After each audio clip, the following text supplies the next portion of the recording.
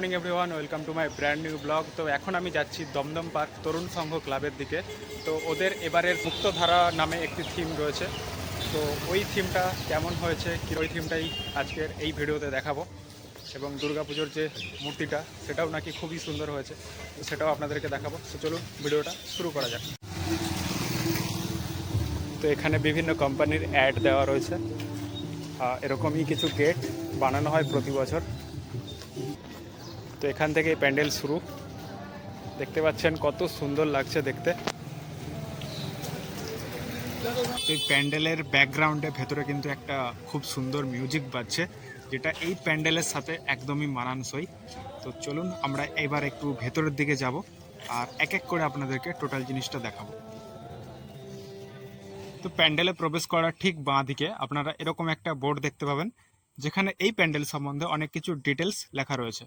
আর ঠিক ওপরের দিকে একটা সুন্দর চিত্র ফুটিয়ে তোলা হয়েছে, যেটাও খুবই সুন্দর লাগছে দেখতে। আর এর ঠিক একদম সামনে অনেকগুলো নদীর মধ্যে যে আমরা ড্যাম বানিয়ে থাকি, যে ড্যাম বানানোর ফলে আমাদের বিভিন্ন রকম যে প্রাকৃতিক দুর্যোগগুলো হয় তারই একটা এখানে দেখানো হচ্ছে। আর ঠিক ডান দিকে রবীন্দ্রনাথের একটি খুবই সুন্দর পটচিত্র বানানো রয়েছে। তো চলুন বাকি আমরা একটু প্যান্ডেলের আরো ভেতরের দিকে যাই।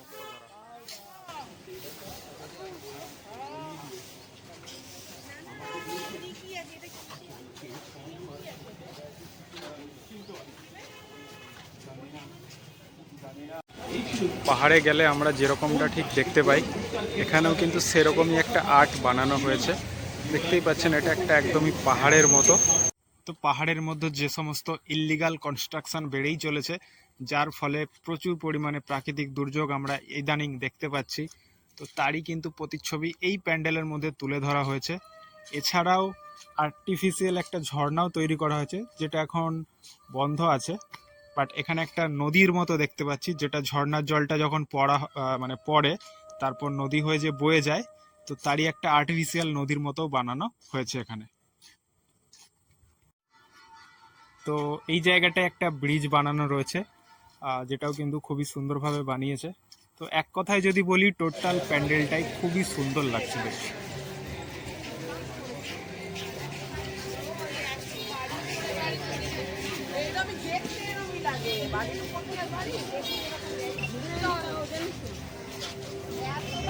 আর এই প্যান্ডেলের পাশেই একটা কিন্তু পুকুর রয়েছে, যে পুকুরটাও এই প্যান্ডেলের একটা পার্ট হয়ে গেছে।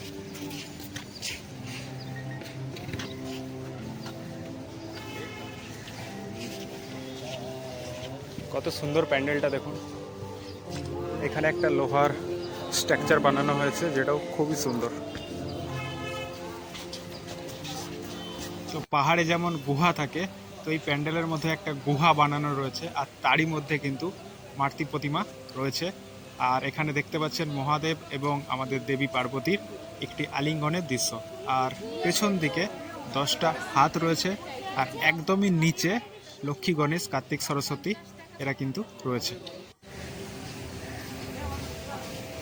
তো আজকের মতো ভিডিওটা এখানে শেষ করছি। দেখা হচ্ছে নেক্সট কোনো ভিডিওতে। ততক্ষণের জন্য সবাই ভালো থাকবেন, সুস্থ থাকবেন। Tata, by.